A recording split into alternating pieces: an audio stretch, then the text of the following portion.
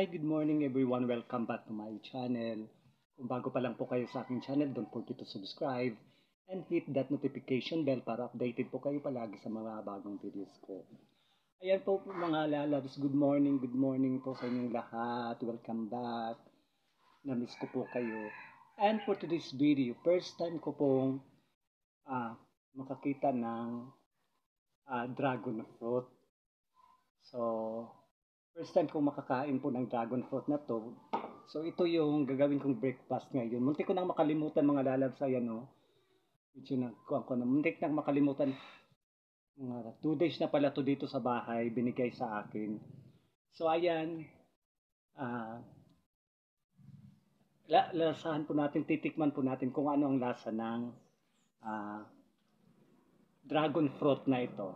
So, ayan. Buksan muna natin mga lalabs. Hindi ko alam kung paano to kainin. Hindi ko alam kung paano buksan. Pero ayan o.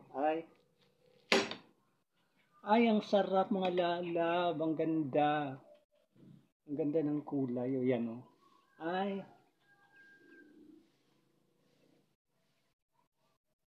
Hindi po ba? Ang sarap. So ayan, babalatan natin kasi nababalatan pala to o.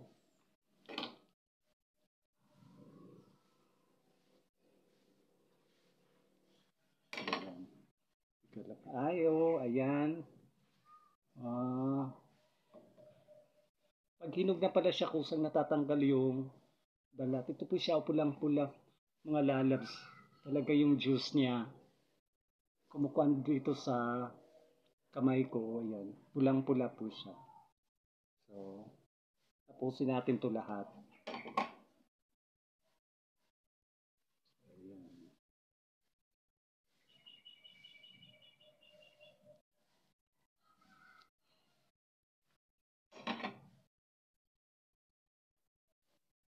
Ayan, ganito lang pala ito, no? So, ito yung balat niya.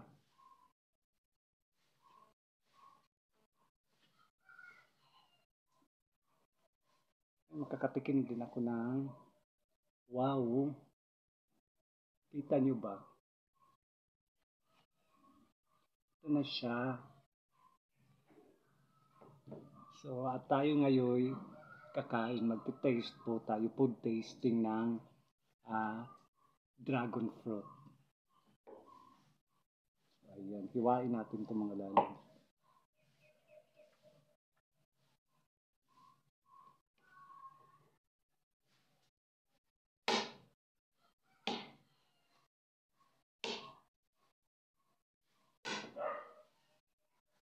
Kasi ang alam ko nito, sabi nila magaling daw to eh. Marami daw tayong sustansya na makukuha dito sa dragon fruit na ito. So ayan, for the first time po makakain po ako ng dragon fruit po. Actually may nakita ko dito kulay puti, kulay dilaw. So ito ngayon, wow. Red na rin po siya mga lalab. Ang sarap talaga siguro nito. First time ko talaga, promise. First time ko makakain ng ganitong klaseng prutas. So ayan, tikman na po natin mga lalabs.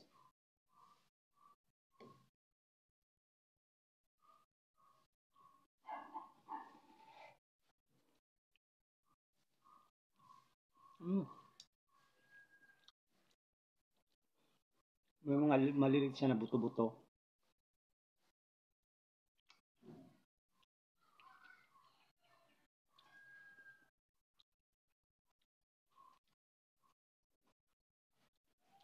At ito yung ubusin ko po. Kasi ito na yung breakfast ko ngayon.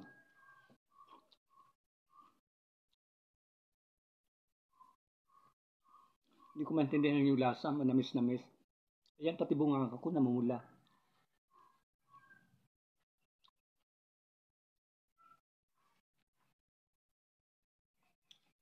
Masarap po siya, promise.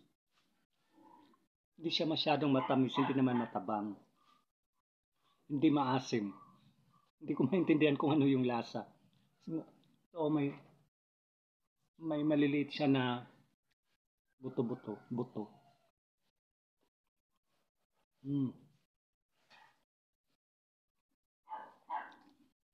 For the first time po, makakain ako.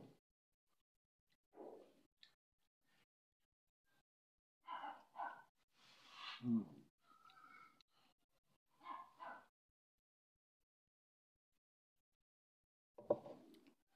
Masarap pala siya.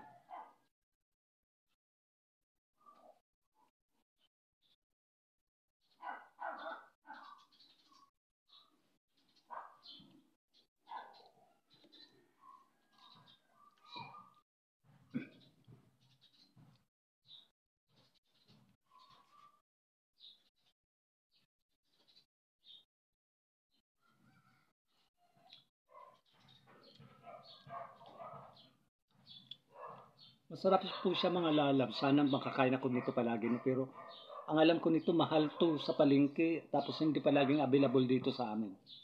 Hindi ko lang alam. Pero parang may nadaanan ako dyan, mayroon ng farm. Pero hindi ko alam kung may mga bunga na. Minsan mapasyalan ko yun doon. Hmm.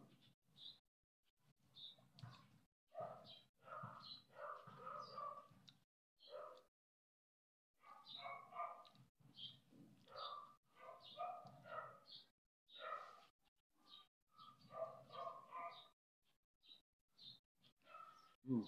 Sarap.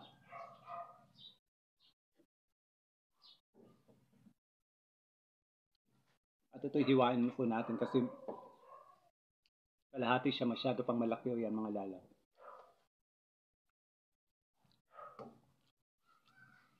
Ang sarap pala talaga niya in fairness. Ayan o pwede. Pati sa ngipin, pati dito sa lips, pupula pala. Ay halaka. Sorry dito.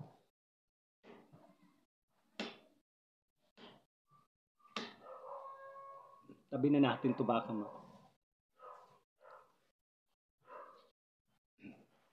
Ayan. Nahawakan ko na lang para makita niyo. Para makita ninyo na talagang inubos ko talaga to lahat.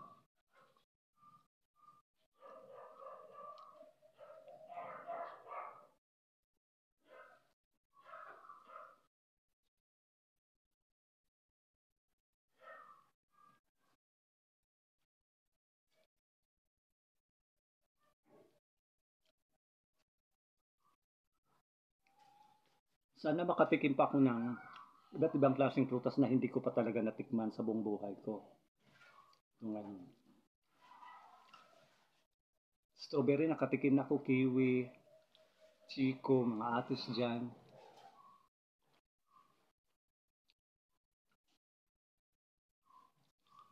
Sana iba naman ng mga prutas. Siguro maganda to sa balat, pangpapula. Pwede gawing lip tint nga.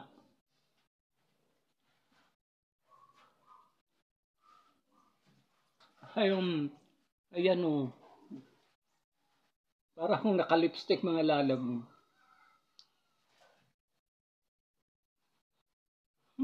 Pwede.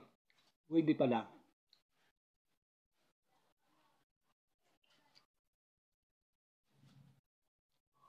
So, ibig sabihin pagpaganda to mga lalab. Ayan, pati ngipin pala. Pati ngipin eh. Dumidikit yung kulay niya. Parang may food color. Pero actually wala tong food color. Original to mga lalab.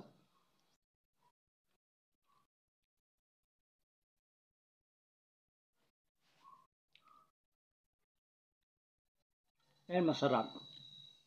Mm.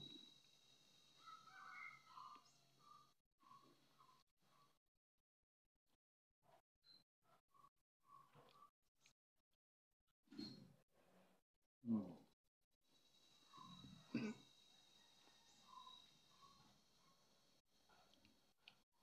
Ubos. Kulang pa. Pero sorry, wala na tayong makukuha dyan. Kasi mag-isa lang tong um,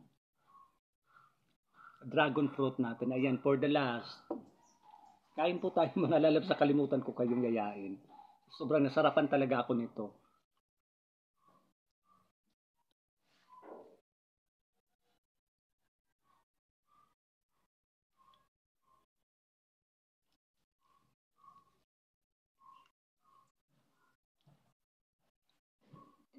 Ay, thank you. Thank you Lord, napusog ako. Kahit after nito, inom na ako ng vitamins. Ayun, gumanda talaga ako. Umaganda lang talaga sa filter mga lalab. Um,